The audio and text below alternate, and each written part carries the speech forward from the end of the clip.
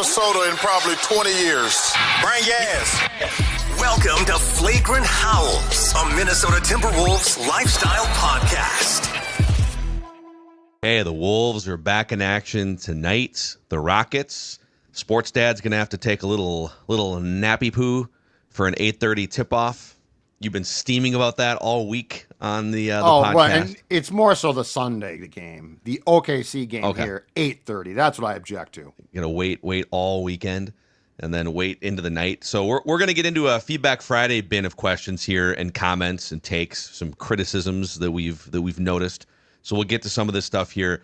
Presented in part by our friend Heather, Dex. Our friend Heather here to help you with your home buying and selling needs. Yes, actually, I want to talk about the Wolves watch party that they have going on here in a couple days. So, the Wolves are playing the Thunder twice. So they will be having a live watch party here in the near future, I believe. First off, they have tickets to give away at wolvesrealtor.com. You go to wolvesrealtor.com. and you can register there. And then their watch party is Monday, February 24th against the Thunder. So that is, you can reserve your spots by going to wolvesrealtor.com. You reserve your spot by clicking the link, and a free drink ticket too, so you can mingle with some other Timberwolves fans. Plus, you can also contact Heather for all of your real estate needs. wolvesrealtor.com to learn more about that watch party, to go hang out with a bunch of Wolves fans, and get in touch with Heather too if you're looking to buy or sell that home. Love it. Isaiah Potts with a great comment here on the YouTube channel, Score North YouTube channel. Click that like button, the subscribe button, if that's where you consume Flagrant Howls. We talked earlier this week about if everyone is healthy eventually, and we had an injury update yesterday. Julius Randle is cleared for 5-on-5 full contact practice in basketball, whatever. He can run up and down the floor in practice. Activities. All right, yeah. okay. And then Donte DiVincenczo has been cleared for non-contact basketball drills. So they're just kind of easing. He's a little bit further out. But once everyone's back, and Mike Conley's been sitting a little bit, what do you do with the 11 or 12 guys that kind of make up the group of playing time here?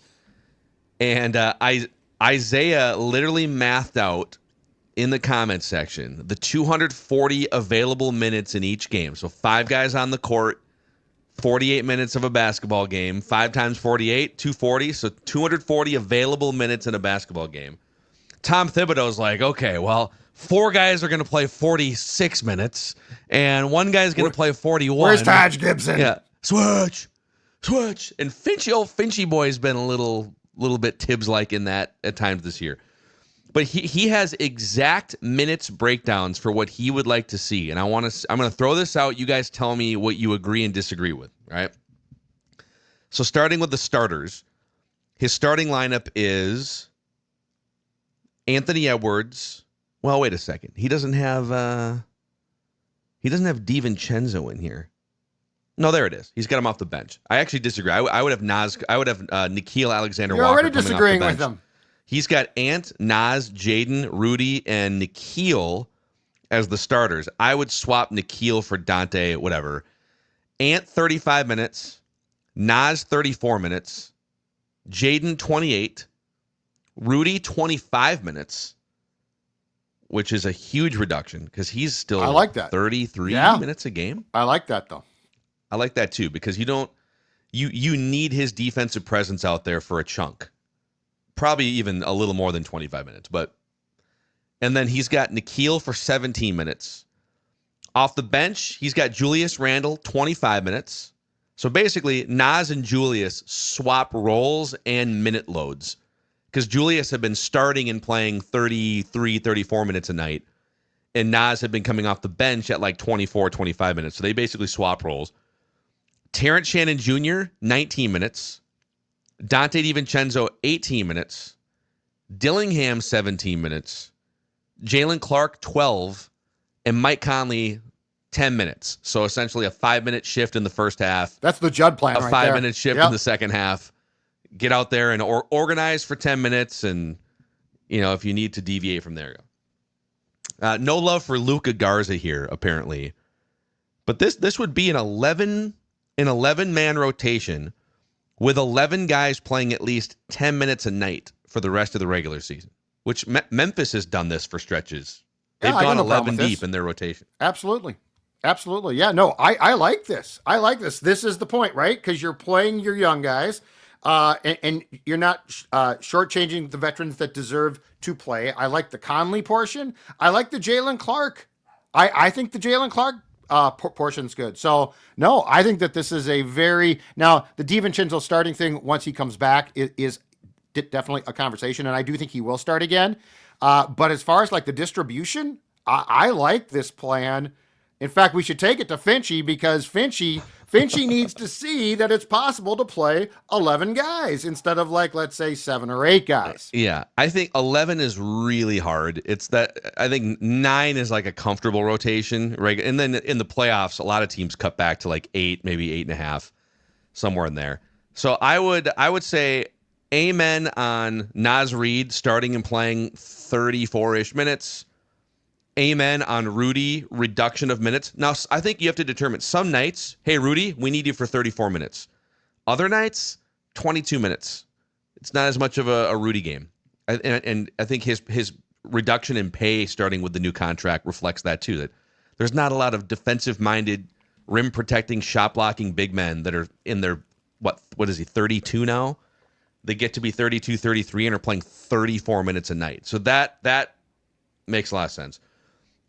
I still think Donte deserves more than, if he's healthy, 18 minutes a night. The energy that you saw with him and Anthony Edwards paired together, and the fact that he is part of this nucleus, 2 more years, $10 million a year, really team-friendly contract.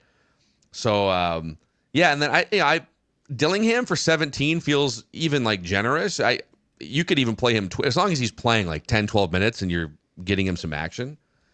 But yeah, and in Jaden, if you're getting this version of Jaden where he's much more active, he's seeking offense that isn't just standing in the corner and shooting threes, I think more than 28 minutes would make some sense for him. But Isaiah Potts, that's some putting nice the math work there. in, man. That's some nice work. Yeah, and so the DiVincenczo part of the plan, I don't mind if it's Isaiah's idea of the ramp up as well. So like if this is, hey, he's going to come back, he's going to be rusty, right?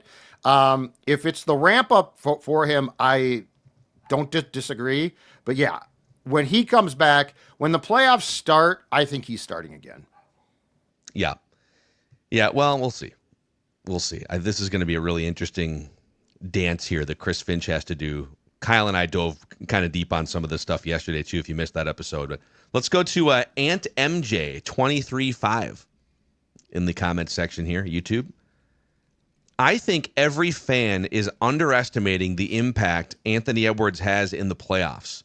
Even 2 years ago, he rose above the injuries because Jaden and Naz were both out for basically because Jaden punched a wall and Naz was out for the playoffs too. And Ant rose above those injuries and still gave the Nuggets their toughest series of the playoffs, largely because of his incredible postseason play. This is just a take. It's not really a question, but I agree. This has to be factored into, and I'll weave in the next comment here too from our guy, noted Packer fan and YouTube commenter troll, still keep on losing, says, these dudes said Oklahoma City and the Wolves are on the same level. LMFAO, that's called delusional, laugh out loud. Just to clarify, I don't think any of us are saying Oklahoma City regular season right now and Wolves are on the same level. I think what we are saying, and by the way, the Wolves just, with 4 guys out, just drubbed Oklahoma City last week. They're going to play 2 more times here this weekend. I guess what my point is there's not a 14-game gap between those teams like the standings reflect. And if you're getting the Wolves' best, the Wolves aren't bringing their best to the table as often in the regular season, night after night, compared to the Thunder. And that is an indictment of the Timberwolves. Some of it is the Thunder didn't have a roster-altering trade happen 3 weeks before the season started. But if you're getting the Wolves' best punch, and Anthony Edwards delivers that punch frequently in the postseason, there's another level of his game. I don't fear Oklahoma City in a 7-game series. If we're getting playoff Ant, yeah. That's what you said. You did not say that they were like even teams right now. You said that you don't fear them. And quite frankly, I don't blame you. Like, yes, if I don't think there's a Western Conference team right now that if the Wolves are playing like the Wolves can play and should play in the playoffs, I don't think there's a Western Conference team that I fear. I think that's a pretty strong word. Like, that's reserved for the best of the. That would be like if OKC had won a couple championships. Mm-hmm. Yeah. Also, Anthony Edwards in 27 career playoff games averages 28 points a game, which is 5 points higher than his career average. And even if you shave off the rookie year, where he was 19 points a game as a rookie, so we'll just kind of kick that to the curb. He's averaging 4 more points per game than he does in the regular season. Remember last playoffs, we dug deep into some of the metrics, and we found that Anthony Edwards as a pull-up jump shooter, so just like transition, or even if it's like coming off pick and roll, pull-up jump shooter, he was Kevin Durant efficient as a pull-up jump shooter in the playoffs, but he was like kind of mid-pack or bottom half of the league. There's something that clicks in for him that I think goes beyond small sample size. He loves, even like, okay, we got beat by the Bucks. Now it's time to lock in against Oklahoma City, right? That was a national TV game, if I remember. Just like Denver was, yeah. And it's like, okay, dude, you can't lose to the Bucks at home against a team that doesn't have its 2 best players. So like that is a criticizable thing for Ant and the Wolves. But there is no question when it's time for playoffs or a big national TV game or whatever, and his interest is fully piqued, that this is a different team. Trigger alert, trigger alert, trigger alert. He is the anti-cat in like pressurized cat hate situations. Well, hold on a second. You guys recall the calling card of Cat, and he deserves it. He got for the great defense that he played on the Joker in the second round last year, right? That's defense. That's great. That's effort. But what was Cat's downfall? It's when it came time to carry the team scoring wise in games like the playoffs, he struggled with that. Ant is the opposite. Ant wants to be the straw that stirs the drink.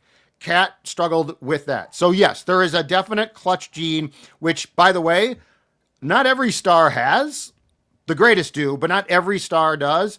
But there is a definite clutch gene that Ant has that he unleashes. And it does drive you crazy because against Washington on an arbitrary Tuesday night, you ain't getting that gene. Well, but in the playoffs, or to your point, an ABC game, you get that gene. He has a big, I'm going to tweak what you said. He has a big game gene, but when it comes time to the last 30 seconds chance to win or tie. No, you're right. That's a good point. And yeah. like the true clutch as far clutch as the big gene, game. Yeah. He's you're like right. 2 for 22 or whatever. That is a remarkable stat, by the way. Did you LeBron has a similar run going since joining the Lakers. He's like, somebody popped this up. He's like, it's either 0 for 24 or 1 for 24 chance to win or tie inside 30 seconds. It's Ant and LeBron might need to go to the Is that because you're the best player and you're forcing a bad shot sometimes? Usually. Because those guys don't get bad. Yeah, it's not like they're nervous. Right. So like what? Because that is a weird stat. But I do think to Ant's credit, like if you put a game on his shoulders, a big game, he can win the game for you. But you're right. At the end of the game, there's a bit of a dicey conversation to be had there. And what's amazing about both those guys, even LeBron at 40, and especially Ant at 23, they are such gravitational pull players in those moments too. It's like, all right, well, they have a proven record, especially Ant now. It's like he's going to take a shot even if he's got 2 hands in his face. To use that gravitational pull to get a wide open look in the corner for a Naz Reid, and you could argue, well, they did that in one of those games against the Mavericks, or was it game 2 and game 1 or game 2, and Naz Reid had the wide open look to win one of those Western Conference Finals games. But that's probably the way out of it. Instead of just shooting through it, why don't you use the gravitational pull to get somebody else open, or maybe try to get to the free throw line? Well, we're going to come back to the Cat thing because there's a trend in our comment section that I have a question about. But let's go to Total SAU. We are making it to the conference finals. People are way too down on the Wolves, man. The only teams that would give us an issue are the teams with a heliocentric scoring guard like the Thunder or the Lakers. Like, yeah, SGA or Luka / LeBron. no other team can beat us in a 7-game series. It does feel like people have been way too down on the Timberwolves. Like that Bucks game, inexcusable. But it's like a game like that happens, and it's just people are just out and disgusted and sort of lose sight of the big picture. And maybe I'm overgeneralizing groups of fans here, but it generally just feels like it's been 3 or 4 months of malaise and uninspired. The basketball also at times has been uninspired, but the connection between team and fans feels very different than it did a year ago. Yeah, but I fault the Wolves. Like if they, I think we talked about this on a recent Flagrant episode, but if you go through the amount of 3-game skids and 3 or 4 games won and the back and forth, I don't blame the fans. This team is maddening. Now, does that mean that they have no chance to get in the playoffs and win? No, absolutely not. They do. They're good enough. On certain nights, they show that. That's what makes this team. I understand the fans' reluctance to adopt this team like they did a year ago, because last season's team became an eminently likable team in how they played the game. This team, all the way to the coach, is very confusing at times. But this team is talented. And if they ever decide, like if they now come back from their break and take that OKC game and take that type of style, that intensity, right? And run with it, then I think that they have a very good chance to get out of the play-in and to actually be a top 6 team easy. And as I talked about in my hottest take on Wednesday, possibly be a top 4 team. But this is, in my opinion, this is their decision, not the fans. Mm-hmm. That they can make this very simple, and that is to apply themselves. Not every single game, you're going to have bad games, but to apply yourself far more consistently, and these maddening streaks come to an end. And the other thing too is when Julius Randle comes back, let's see. If Julius Randle automatically starts again, you're going to lose me, because I'm going to say, hold on a second, what are we doing here? So I don't fault the fans. I fault the Timberwolves for creating an environment that makes it very easy to be skeptical of them. This happens all the time, especially in baseball, because there's 162 games, and in hockey and basketball, there's, the 82, but we get so worked up sometimes over, honestly, in the grand scheme of things, meaningless regular season losses. Like in baseball, the Twins will take 2 out of 3 against the White Sox. They'll let the one slip away to the White Sox. They won 2 out of 3. That's a 66 win percentage. If you multiply that over the course of a season, that's a pretty damn good team. You're gonna lose a couple meaningless games. However, I think where the Timberwolves side is they have dropped way too many games to gimme teams that they should absolutely beat. That part I 100% empathize with fans getting frustrated, because those are teams you got to beat. That Milwaukee team without Dame and Giannis, 100%. But at the end of the day, when they go into the playoffs and they're winning rounds or they're winning games, I don't go back and look at the January 18th loss against Portland. Like I don't tend to do that. Yeah, I think if you were to flip, that's the crazy thing. Let's say, what are the most inexplicable losses? The Bucks loss was inexplicable. The Portland loss, the Washington loss. Washington for sure, yeah. The Portland, I think they lost twice to Portland. They did, they lose right? back-to-back to Portland? Back-to-back games in Portland, if I'm not mistaken. And, Portland is actually, at the time, Portland was really going through it early in the year. Portland has proven to be a very feisty team, if nothing else. There's a few other losses in here we could point to, but let's take 3 of them. The Bucks loss, one of the Portland losses, like bounce back and beat them the second night at least, or maybe beat them the first night and then whatever, you're thinking about your flight home. So let's take 3 of those. It's amazing the difference that you would probably feel, right? Because they would be sitting 34 and 22 right there with the Rockets as the 4 seed, couple games back of the Grizzlies for the 3 seed. And with those 34 wins, they'd only be 2 or 3 back of where the Knicks are, as people continue to compare it to what could have been with Karl. Look at Karl over here. Terrible trade, yeah. So, yeah, like to that point, if the Wolves just beat 3 bad teams that they're supposed to, right, it feels different. But I would say, though, like on the flip side, people continue to sort of act like this thing is doomed since the trade. Like it's just they screwed their chance to win a championship, and now it's doomed. And I would love if there was a way to replay history. If we could do like an A/B test of, okay, here's what they've been, but here's what would have happened. And I continue to say people have this misguided pie in the sky idea of what was going to happen if they ran it back. That it was just a linear progression through that you were going to go on and you were going to wipe out the Western Conference bracket in the playoffs, and then you were going to conquer the Celtics or whatever in the finals like it was nothing as a second apron team. And Tim Connolly looked up and around the corner and said, I know that people don't want to hear this, but that's not what's going to happen. In fact, we are more likely with an aging point guard and not a whole lot of reliable depth, we are more likely to take a step back. Like they probably would have been playing Rob Dillingham 15, 20 minutes a night, which we're all curious to see. But he's not like a winning player at age 19. That's a work in progress, and they would have had to lean on him for big minutes. I think there's two things here. First of all, and this is their fault, we all gave him 20 games. Like the Cat trade was incredibly late, right? And we all said, give him at least 20 games. It's going to take some time. So they suffered some bad defeats, and we all said, okay, calm down. Now the Cat fans were upset, but I think the realistic Wolves fans said, it's going to take some time. But when you got to game 25, and they're still losing these games, and it's not just that they lost, because Dex is right. It's an 82-game season. It's how they lost. But then the real indictment to me, and it's going to be seen as both a positive and a negative. The real indictment is when they do play OKC here or Denver here, and like they unleash fury on them. And it's like, okay, that's you. Now, I don't need you to blow out every bad team, but you sure as hell, if you show up like that, totally to play like that. This is where Finch has to take some blame too. I think the gelling, I don't know if there was a woe is me, Cat is gone internal feeling or what it was, but the fact that we got through 20 games and it's like, no, we need more time to grieve this. It's like, no, it's the NBA. Get it together.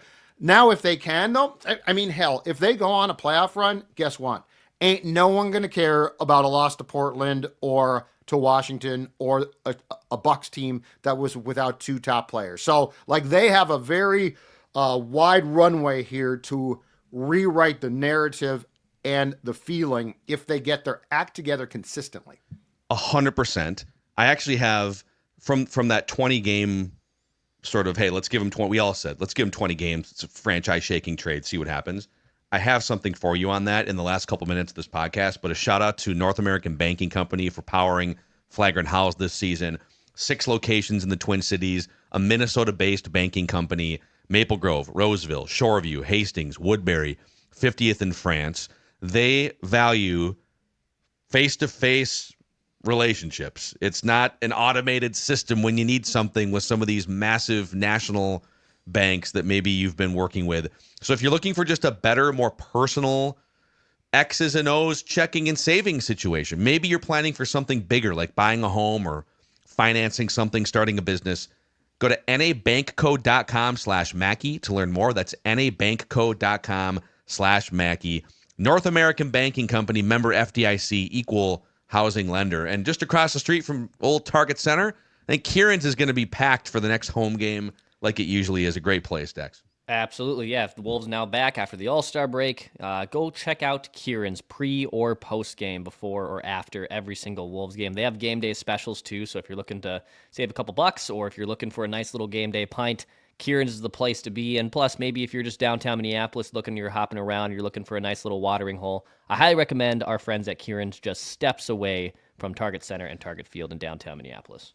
So, like, this last 2 or 3 minutes of this episode, and we'll have obviously plenty more next week, but I feel like I can't tell if, like, the YouTube comment section is reflective of how the majority of fans feel or not. Sometimes it feels like it's just a small sample, but here's just one of many similar comments this week to Flagrant Howls from Maratz J. Phil, continuing to say you were right about the Cat trade is nuts. You keep saying Cat can't be the number 2 on a championship team. I'd be willing to bet that for the rest of his Timberwolves career, Anthony Edwards never has a teammate as good as Karl-Anthony Towns. And then a bunch of people just like, it was a terrible trade. You guys are whatever. it feels to me, just reading internet comments about the Timberwolves and the trade, like half the fan base, maybe more, continues to mourn the trade and has been unable to enjoy any part of the season that we're watching here. And to Judd's point about the 20 games of let's let them figure this thing out for 20 games. They were 8-10 after their first 18 games trying to figure this thing out. Well, and the Sacramento game was kind of a turning point there. Since that game, the Wolves are 23-15. That is a 50-win pace for the full season. So the Wolves, after trading, according to the comments section, a player that should never have been in consideration to trade, because why would you ever trade a piece that important? Everything's going to crumble. And yet they're playing at a 50-win pace after giving them the first 18 games to figure it out, with a ton of roster flexibility going into the summer, the ability out of the second apron, which they wouldn't have been. If you wanted to keep Cat and Naz, you're a second apron team, and now your roster is essentially locked, right? So, are people showing up to Target Center in your Wolves jerseys, sitting in your seat for 2.5 hours, just stewing the entire time, unable to enjoy a 50-win pace team since the first 18 games? Help me understand. We're sitting, Judd nailed it. We're at the end of February here. The franchise has moved forward. They're playing at a super high level relative to what they were in the first month or so. Get over it, I guess, is what I'm trying to say. I don't know if it's 10% or 50%, but it's driving me crazy. Clearly. I think there are people, I think there are Cat fans. And look, I mean, every player like him has a fan base that is not independent of the team, but they probably put the player above the team. When I go to Wolves games, and I sit in that upper press tier, but by the suites, so I sort of have a good view, and I'm a bit within the crowd itself, so I'm not off to the side. I don't sense this. I do sense there's consternation. Don't get me wrong. I do sense there's consternation about the losses, and to Dex's point, the bad ones. I do sense that there are certain things that people get upset about rotationally. I do think that people, for the most part, right or wrong, and it's somewhat wrong, do not like Julius at all. Now, and those are conversations as well. And he is clearly a lightning rod guy. I don't sense, though, that everyone is like, this is all because Cat is gone. I don't. No, I don't sense that. Somewhat, yes, but keep in mind, too, this team is still, for the most part, selling out a ton of games. And I think if the Cat thing had people screw this, I don't think the building is full as much. So I don't think the reflection in Target Center is like that note. But I do think there's a disgruntlement. And also, there's just a flat out Wolves PTSD, because it's been, because your default, I mean, heck, we talk about this with the Vikings, but let's go to the Wolves. Your default with this team is, if something goes wrong, the house is going to crumble, which is probably not fair, but it's been so long. Well, so I think the owner of that crumbling house is no longer going to be the owner. But that just happened. And before that, I think there was this, we don't know who owns the team. So I think there's factors in Target Center that go into a potential malaise or pessimism. But I don't think it's all like, if 32 was here, it's all different. Dude, people cheered Luka Garza 5 times as much. It seems like such weird revisionist history. Well, Naz, if Naz had left, so let's just say this, okay? Let's say they freeze the roster. Cat does not get traded, and Naz leaves, because he would have been gone. Oh, people would have been pissed. How is that perceived? He'd be putting up 22 and 11 on whatever team. I think this is your new platform. I think this is your new I think your new platform is, okay, they kept Cat. Now Naz is gone. How you doing with that? Because Naz Reid, no question, more popular among the masses than 100%. Cat ever was. 100%. All right, we got to run here. Thank you for coming to my my emotional TED Talk here, and we'll be back for a Monday State of the Wolves episode here on Flagrant Howls, your favorite Timberwolves lifestyle podcast.